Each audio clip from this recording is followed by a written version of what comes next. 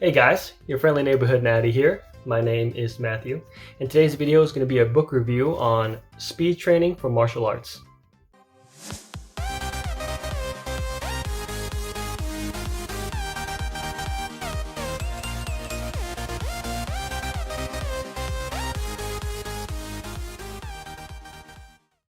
So recently I've kind of gotten in the groove of reading books, mostly nonfiction, just kind of getting information that I find useful. Nothing wrong with fiction books, but it's like, it's made up, it's not something I can use. So I was kind of looking for nonfiction books, and of course, here's a martial arts one talking about speed, increasing speed, stuff like that. And so I was like, you know what, I'm gonna give it a shot. I'm gonna go ahead and give it a shot, and kind of see what I think about it. Now, naturally, as a product of sale, I think you can talk about everything in the book, because that's like copyright. But certainly you can, kind of overview it, talk a little bit about it. As far as I can tell, there's 40 drills in the book, over 40 drills in the book, designed to increase your hand speed, foot speed, things like that. And I do like the idea. The author himself, Mr. Barnes, Jay Barnes, this book was written in 2005. He has the idea of the speed loop, so there's kind of 7 components to it. There is a visual reflex, tactile reflex, auditory reflex. So, these are, tactile means touch, so these are stimuli that you react to visually, hearing, auditory, tactile, touch. And then there's adaptation speed, initiation speed, movement speed, alteration speed. Basically a lot of like making a decision on a quick decision on a short notice. So if somebody is gonna jab, right, what's the appropriate response? Someone hooks, left hook, right hook, what's the appropriate response? Then of course you got your basic relaxation to increase, it's funny. The more relaxed you are, the faster you'll be. The more tensed up you are, then you'll be slower. And then of course there's movement speed, which is kind of like point A and point B. And then I think, what was the last one? Alteration speed, so basically changing directions, one point or the other, things like that. So I think that's pretty neat, pretty interesting. I think most people can forget that when it comes to speed and reaction, there's the physical, hand-foot reaction, but there's also kind of your senses. When you see something, then you react, right? And then you hear something, same thing, touch. So I like that the author kind of puts it all together. And there's a key lesson here too, that Mr. Barnes says that you want to train with somebody better than you. That's how you become better, right? You want to be faster, train with somebody faster than you, which is good. But what I learned in martial arts too is that is true, but make sure they're not way above you. There's a point where if you train with somebody that you're way better than, and you keep choosing to do that, your technique's going to be sloppy, because you're going to be more ego-based. You don't have to try as hard, so the technique, the perfection of it goes down. Then you become a bully because you're only choosing battles you can win. Doesn't teach you anything. Now on the flip side, yes, train with somebody that's better than you, but if they're too much better than you, then you actually stunt your growth. You're actually not getting any better. You're just getting your ass kicked. So yes, I think Mr. Barnes is correct, but I think there's kind of a happy medium. Don't be so much better than them, and then they don't be so much better than you. Kind of like somewhere in the middle, that I think you'll find the most benefit. So as you can imagine, the chapter is talking about, auditory, visual, tactile, reflex. These are your reaction to these things, reactions that you see. There are drills that train, your vision, train your hearing, train your touch, type of a thing. Those are self-explanatory, and they are very good. I think probably the best bang for your buck is really going for exercises that are targeting all 3 at once, or at least close to all 3, because those are those are 3 of the 5 senses, but I mean, like, you could do smell and taste, but I think that'd be a little weird. Might be a little awkward, but yes, the 3 main senses for combat is going to be visual, auditory, and tactile, and so some of the ones that I think were the best in the book is going to be blink control. So what this is that you are sparring with somebody, and light sparring, okay? And the idea is that as you're sparring with them, you never blink, okay? So of course they're going to go for shots here, there, whatever, but you don't blink. So that would be a good one. You know, it's kind of having you move around, trying to control your vision, and of course you're watching the other person as well. So I consider that a pretty good drill. Another one is the point focus. So this one is, Mr. Barnes says you want to have kind of like a point. I don't know if you draw it or put a sticker on a wall, and then you're kind of shadow boxing, you know, moving around, and you never lose your focus on that point. Again, I think that's a pretty good one for the eyes, of course. Next, I have TV response. So basically what this is that this is going to be more kind of linking an action, right? So basically you're watching a show or a TV show or a movie, and as the scene changes, you know how they edit and the scene changes, then you'll do a punch or a kick, you know, whatever you want to pick. And so what's happening there is that you're now linking a physical action to the stimuli, right? So the movie changes scenes or something, and then bam, you know, you punch, right? Bam, you kick, you know, something like that.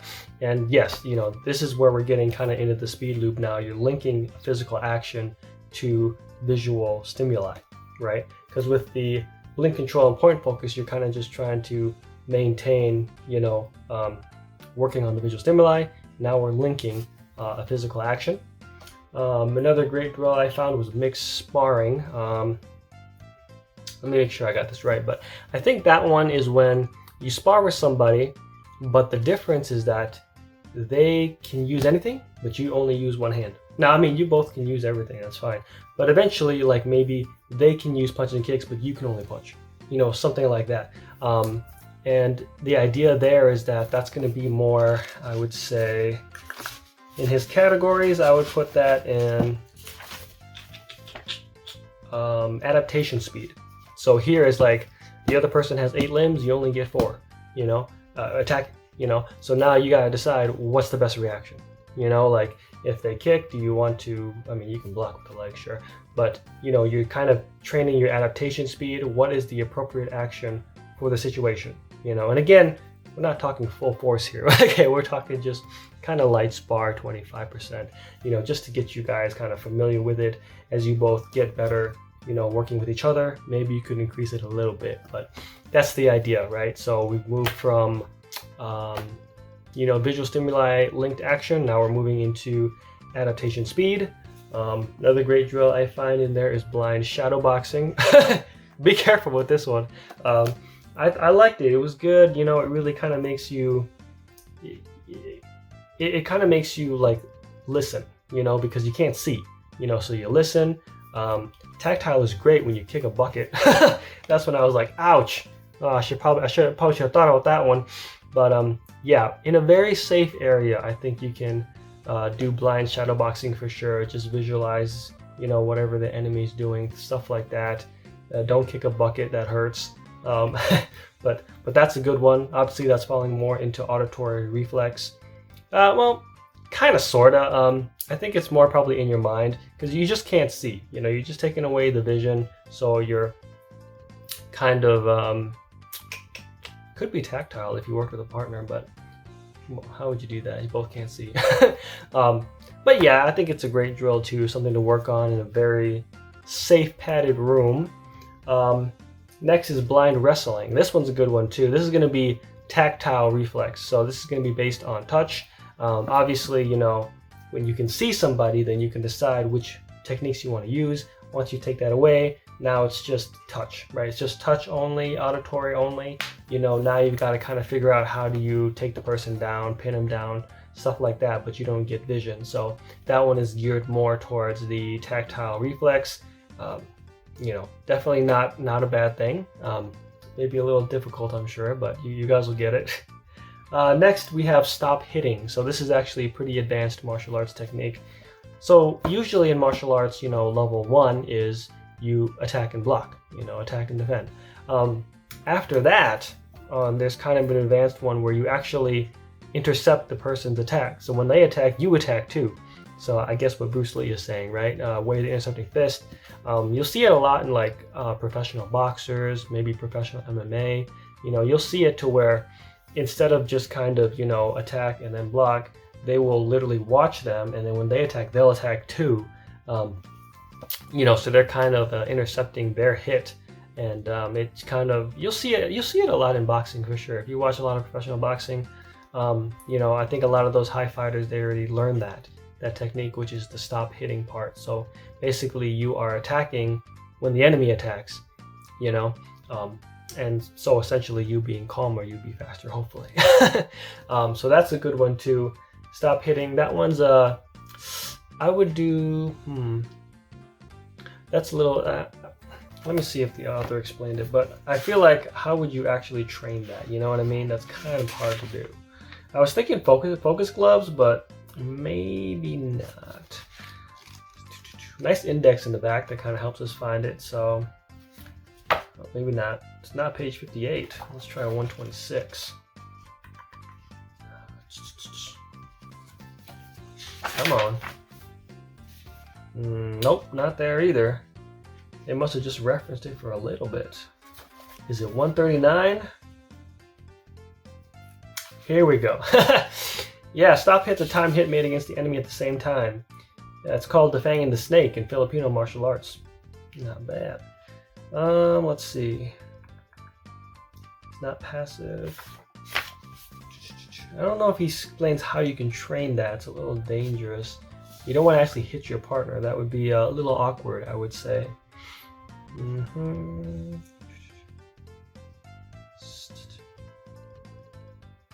Okay.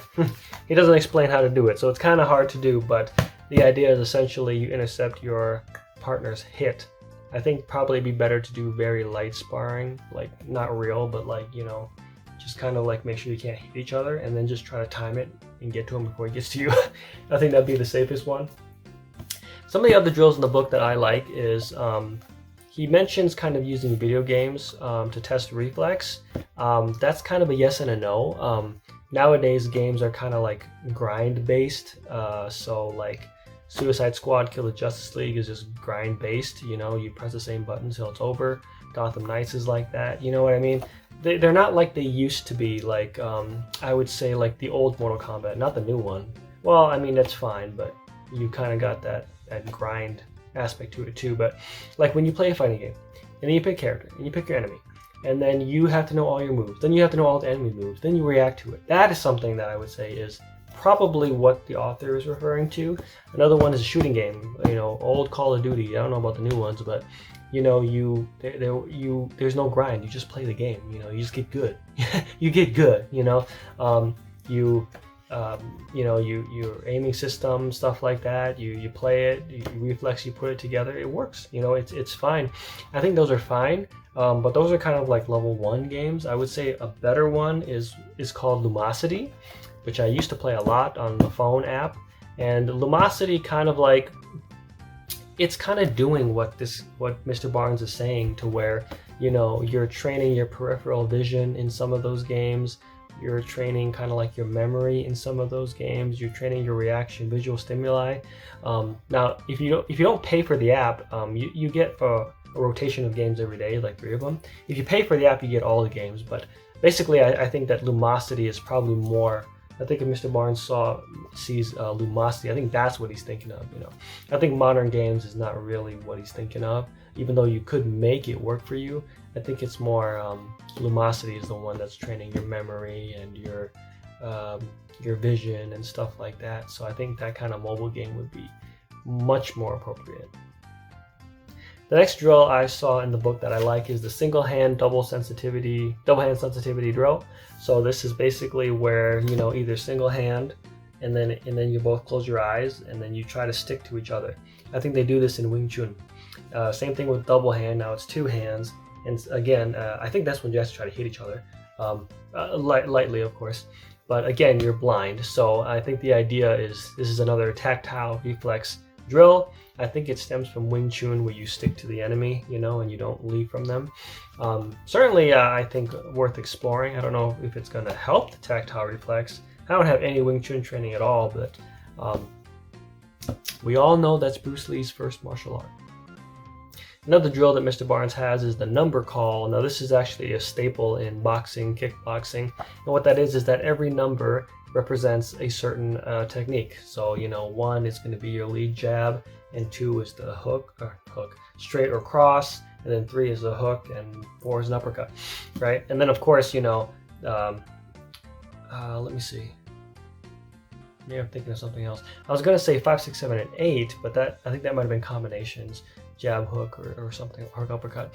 But yes, every number is assigned an action, and then your partner has the focus gloves, and they will say the number, and then you have to react appropriately to that, to the coordinated skill to the number.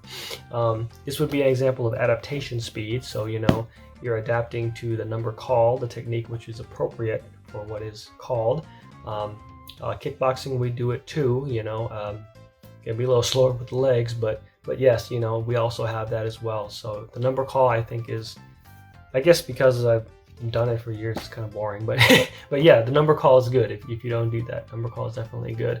Your partner calls out the numbers, you assign the techniques to the numbers, and then you execute those numbers. So good adaptation speed drill. Next, I have the paper bag. So this one, Mr. Barnes is saying you get like a paper, I think he means plastic bag, because I don't think a paper bag would do well. But if you use a plastic bag, what happens is that you kick it, and then it floats, and you kick it again. And I think that this is a good one too. I think for martial arts, we have to have anaerobic stamina. It's not the same as aerobic stamina, so cardio, running, stuff like that. We have to have the stamina to execute a technique over and over again. Keep in mind that based on the martial artist, the punch and the kick is maximum effort. You understand? A lot of people cannot do maximum effort for a long time. That's very difficult, And so the paper bag is a good one because it kind of just forces you, kind of like in those later rounds, 6th round, 7th round, where you're tired, but you've got to do the kick. That's a pretty good one too. And it's training your distancing too, because you have to gauge the distance from the bag, making sure your kick hits it. So that's another one I liked as well. So even though I can't give you every drill in the book, I am going to go ahead and give you some drills that I feel are going to be useful just for beginners, just to kind of get started. So first, he actually has eye stretches for visual reflex. So, you're going to have kind of your lateral eye stretches where you're kind of like looking to the right and looking to the left, and back.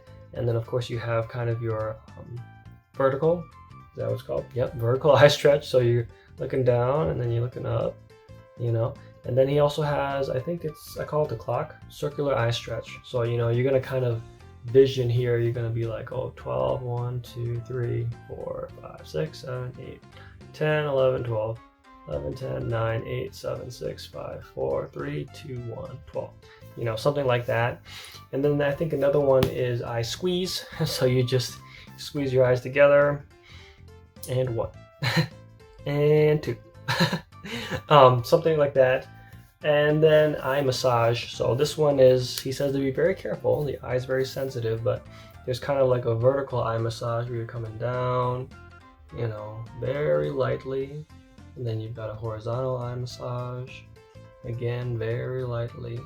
So I think that that's something that you could certainly adopt into your training right now. It really wouldn't be that difficult. You could do 5 reps of them every day. There's like 16 hours in the day after sleep. You got plenty of time, right? Another one I recommend is going to be the traffic light. Traffic light and also public awareness drill. I put them together because when I do it, I cannot not notice everything. So the idea is that there's a traffic light, you're driving, right? And it's red. And you're gonna wait and you're going to have, he says to have kind of like an internal huh, kind of like a vocal sound, just so that you time it to when the light turns green.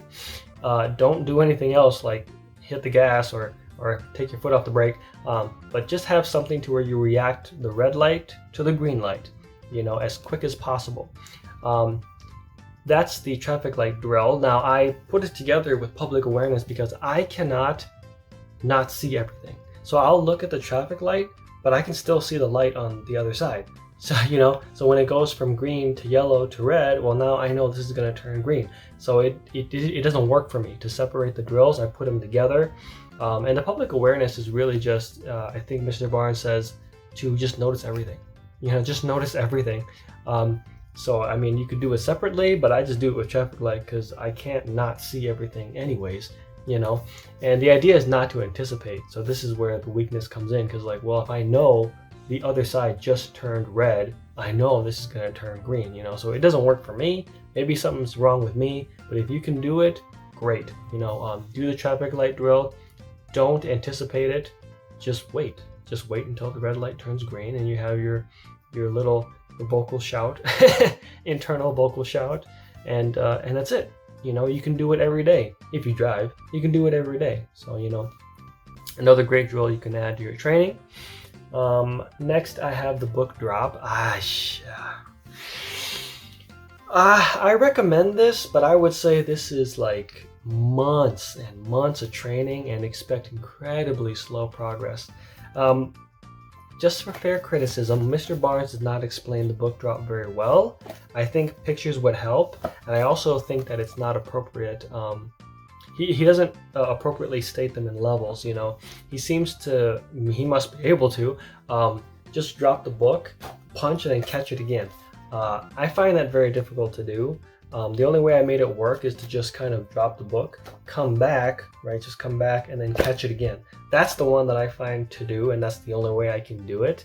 But even so, just trying to focus on that, I think is number one, is just drop the book, have the arm come back and then catch it again, and do that for like months. And then next, if you get good at that, then the next thing you're going to do is that you're just going to drop the book, come back, punch, and then that's it. Don't even worry about the book, okay? Because what he's suggesting is an incredibly high level of reaction, and it has to be trained super slow like this. I'm surprised he didn't mention it himself, but this, you can't do something like this, and like you can't do something like that in a reasonable amount of time. It's going to take a long time, So step one is really just come back and catch it. Step two, I'd say, is going to be come back, punch, don't worry about it. And then step three is going to be, drop, come back, punch, come back, don't worry about it. And then when that becomes easy, then I think you're ready for the drop, come back, punch, come back, catch. I think you can do it at that point. So just know that, yes, I recommend the book drop, but you got to go super slow on this. This is not gonna happen in a year. Probably not a year and a half, so recommended. Just understand, very long investment time, and honestly, you might realize it's not worth it to you. Now there's two more that he has in here that I recommend. So I'll just start with the static balance.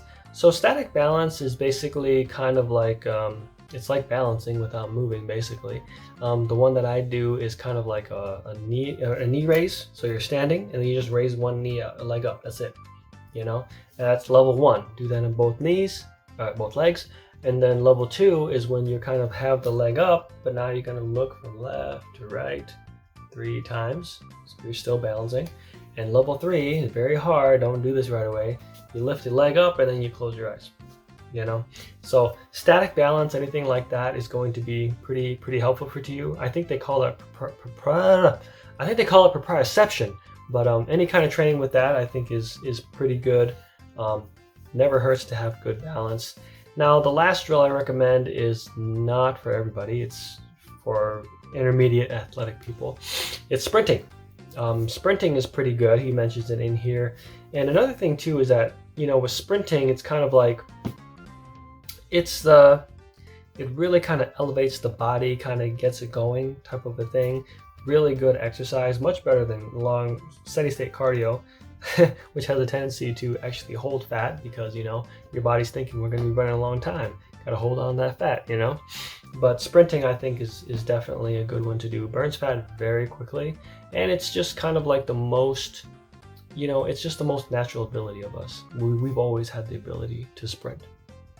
Also keep in mind that it's you have to be a healthy weight, of course, but also that it's a very hard plyometric. Plyometrics come from light to medium to hard. And honestly, this is it. If you're doing a good job, it's a pretty hard plyometric. So just try to build up to it safely. All right, now for some final thoughts on the book. You know, I think it's a good book. You know, I think it's gonna help. It's gonna help some martial artists. I'll say that something like this really is going to be more for intermediate martial artists, because some of the drills here, they're going to ask you to punch and kick reaction, which is fine. You know, the problem is that not every martial artist has kind of figured out that technique, you know, based on their martial art. Maybe they're in the middle of getting their punch perfect, or they're in the middle of getting their kick perfect. Obviously, you don't do those drills that require that technique because you're going to practice it sloppily or incorrectly. You know, and the worst thing in martial arts, and I'm sure in other things too, is learning something wrong, because then you have to unlearn it, and then you have to relearn it correctly. You know, and ain't nobody got time for that. So, yeah, if you're like new to martial arts and you don't really have like years behind your punches and kicks, don't do the ones that require you to punch and kick. Just hold off on it, you know, until you get A-OK from your master. But a lot of the other stuff you can do for sure, stuff that don't require, you know, linking the physical punch and kick to a stimuli. Sure, absolutely. I don't think there's any problem with that at all, you know. But still, I would say generally this is kind of an intermediate book for a book for intermediate martial artists. Now, for fair criticism, I think that the book should have pictures. You know, the author himself states that he wants this book to be used as a reference guide, and you know, it could, you know, with 43 drills, there's not that much to reference. And if I read this 10 times, I probably wouldn't need the book, honestly. I'd know it all up in here. But with reference books, you know, what's happening in that case is that they're trying to teach you something with as many mediums as possible, you know. Yes, the book is kind of like a, you know, the words is an abstract concept trying to be built into your mind, you know. But people learn in different ways. Personally, for me, I'm a very high docility learner. I'm also a visual learner, and my abstract learning is the worst. You know, so I learn best by touch, I learn best by visual, and then I learn the worst by abstract thinking. You know, so you'll see college textbooks and anything like that. They'll always have the words and the pictures and the graphs and the charts. They're trying to introduce as much. You know, however somebody learns, they introduce as much of it as possible so that they get it. You know what I mean? And not everything in this book needs a picture, but some of them do. Certainly the book drop needs a picture, because I can't imagine somebody can drop a book, come back, punch, come back and catch it again. I would guess Bruce Lee, but we don't know. We don't have evidence of that, but I'm going to guess he could do it. But, you know, something like that I think would be appropriate as a reference book, reference guide. I have two books that I want to show you example, which I feel is absolutely appropriate as a reference guide and something that I would purchase. I'm very happy with the purchase. Yes, you need to purchase it. First is Plyoflex. This is by Mark de Bramacher. He's another martial artist, and you know, he has the book set up in chapters for all of the, you know, the plyometrics for legs, arms, hurdles, chairs, you know, everything, right? You can find the page for it. You got, well, how do I do this? You know, you got pictures. He's going to show you all the exercises, ground drills, you know, how it should look, how it should feel, everything. This is a real reference book. This is something you have to buy, because I'm not going to remember all this. If I read it 100 times, I still wouldn't remember it, you know? And there are levels, and you go through the first level and you master it, and it's okay, what's level 2? You know, I also got another of his book. It's an Isoplex, you know, so this has isometrics and flexiometrics as well from Mark de Bramacher, you know? And again, we've got, you know, the guide has the chapters and the pages where everything is. And, you know, we've got the pictures and everything you're looking for, you know, right there. Just easy, 100%. I can go back and look, and, you know, it's good. You know, it's really fantastic. I think the only thing is that I don't think Mark de Bramacher has an index.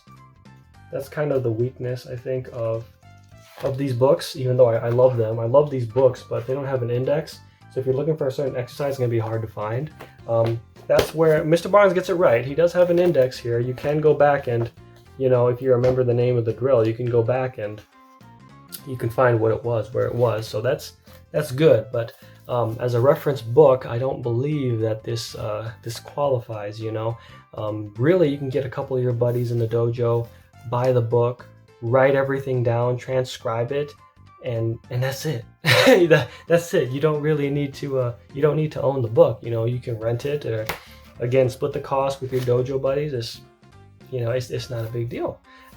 That's not to say anything bad about the book. I think the author did a great job. I think the drills are appropriate. I think he did a great job kind of reminding martial artists that, hey, it's not just the punch by itself. It's not just the kick by itself. You got to link it to visual stimuli, auditory stimuli, tactile stimuli. Absolutely. I still rate the book pretty high. It's just, I think the content itself, this is only 160 pages. It's really not that much, right? So, and I don't know. I didn't pay that much for it, but it's $18.95 US. Back in 2005, they were selling this $18.95. God damn! It's pretty expensive. But I feel like 2005 martial arts wasn't really well known or available, right? So maybe it was justified. Now, outside of the speed loop, there is 2 more chapters. I think they are. Let me look at it. Oh, speed hampering and then supplemental speed training. So with speed hampering, it's kind of like the things that you do to kind of limit the enemy or slow down the enemy, basically. So stop hitting is what appeared there. Feinting, timing, stuff like that makes sense. The supplemental speed training Mr. Barnes talks about is kind of like diet and exercise, which is fair. We all need to do that. Nobody wants to be a fat sensei. Yes, that's true. Back in 2005, I can understand that Mr. Barnes may not have known this, but he kind of talks about a typical strength training drill, and that's fine. But I think now in 2024, yes, it's 2024, right? I think what we found out that for martial arts, we actually have 3 pillars. It's going to be plyometric, isometric, and eccentric overload. That is actually what, first of all, that's what Bruce Lee's been doing. And then second of all, that seems to be what's the most useful for martial artists. So plyometric is kind of like a movement at a maximum effort. So a punch and a kick is obviously maximum effort. And again, plyometrics range from light to medium to difficult, so like, box jumps, depending on the height, can be pretty easy, pretty medium, pretty difficult. Falling catch is very hard. So you literally just fall and catch yourself before you smack your face in the ground. Very hard plyometric. Sprinting is a very hard plyometric, so that's what's going to be more useful for martial arts than lifting weights. Nothing wrong with that. Certainly I was fat and I needed to lose weight, and the weights helped with that. And then, once that was all out, then I could train martial arts again. And then isometric, of course, is maximum tension with no movement, whether it's a concentric position or eccentric position. And eccentric overload is kind of like overloading the joint. So gymnasts are very good at doing this. I have 2 gymnast books, ebooks actually. So I've kind of I've stolen a couple of their exercises, but anything that overloads the joint is going to be useful to martial artists as well. And I think Mr. Barnes does reference gymnastics in here. Shaolin monks and gymnasts are kind of like the most world-class trained people. They're literally like the healthiest. They're just amazing, right? And so I always say, well, if you can get 5% of them, that's pretty good. That's pretty good, and you're going to be better than a majority of the population. The only thing that you can't get with gymnastics and possibly Shaolin monks, particularly with the joint overload, is that, well, there you go. The Shaolin monks joint overload, you're not going to do that unless you did that when you're 4 years old. The gymnasts flipping like 4 or 5 times in the air, you're not going to get that either unless you train until you're 4 years old. The reason why is because air awareness and the fluid, the looseness of your joints, that's only when you're young. And when you grow up and you become an adult, it doesn't happen anymore. Your bones are solid and everything's solid. You're not going to be able to be as flexible. And then air awareness as well, you lose that because when you're a kid and you're sailing through the air, you don't know what's going on. But when you grow up, now it's like, oh, you got to protect the brain, and then it like does everything it can to stop you. Yeah, I'm sure you can find somebody in the world that overcame that, but exceptions prove the rule. Okay, most people can't do that. So yeah, just understand the limitations of the Shaolin and gymnast training is that, you know, you're not going to get all that unless you started when you're 4 years old. So wow, that's a lot of jabbering for me, but yes, that's my review for Speed Training for Martial Arts by Jay Barnes. You know, if I had to put a useless numbering system to it, I'd say it's a good 7 out of 10 for sure. Good 7 out of 10. You know, worth to buy. That's arguable. I think you can split the cost with your dojo buddies. I think you can rent it. You know, I don't. You know, I'm not. It's not an example of something that I would buy, like Pliaflex and Isoplex by Mark de Bermacher. So I hope this book review was interesting for you guys. If you have any questions, you can always leave them in the comment section below. Please like, comment, subscribe, and I'll see you next time, okay? Bye now. You learned martial arts! Martial arts, good!